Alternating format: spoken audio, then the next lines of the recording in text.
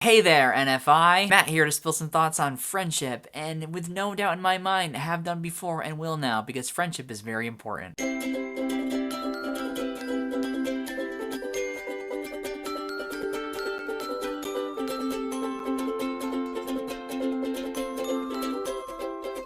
Thanks, Posh Jerry, for the good lighting and swell thoughts. Let's see, what can I think on that with this?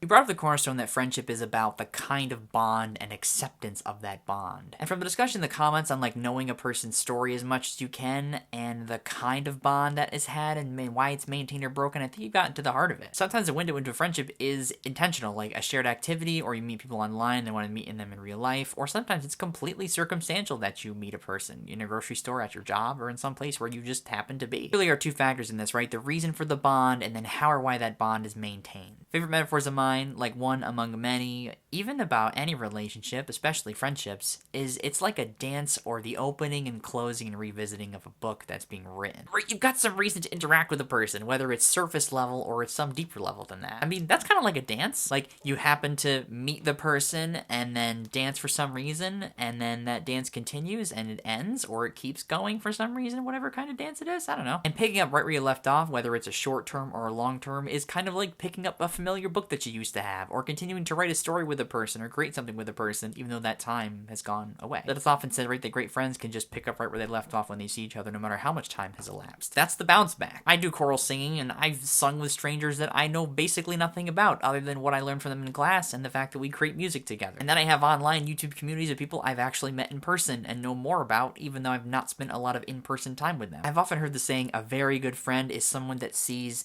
the entire you and still enjoys the view. People want to be seen and heard and appreciated, and each of us knows our own story best. I'm gonna go back to the dance metaphor really quick too. The reason that people choose to dance with one another is not always the same reason that people choose to stay with one another, especially if those two people are telling themselves completely different stories about what matters. The great thing about this deep and surface level spectrum of compatibility is you don't have to be 100% close to every person you meet, because you can't be 100% close to every person that you meet, right? We only have so much time and energy in knowing people and knowing things and being able to change with those things to know them. It ebbs and it flows, and it's surface level and deep for a reason. There's this quote I heard one time. It said something like, love all, trust few, wrong no one. That's a good approach. Ultimately, the values are what's most important to me. And the important thing, I think, to understand about this narrative thing that every person has is that we don't each get to choose how our story begins, but hopefully and eventually we get to own the responsibility of shaping our lives and telling what story is told. There's a lot of stuff that happens in the past that people aren't in control of because they're sort of at the mercy of what happens around them and the people that are leading them with the values they had at the time.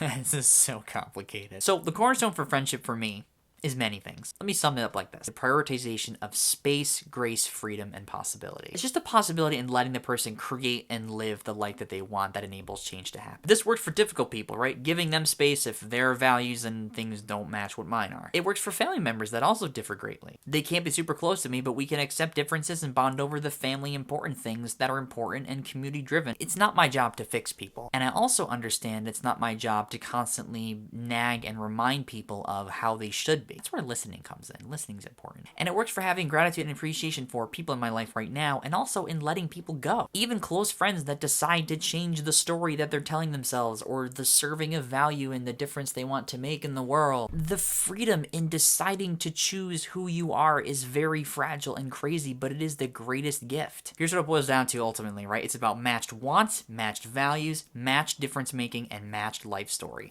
Those are like the 4 categories of compatibility, friendship metrics, and being able to change with people and create space and grace. Those are my thoughts. What do you think? Keep creating and being you, and we'll see the American tomorrow.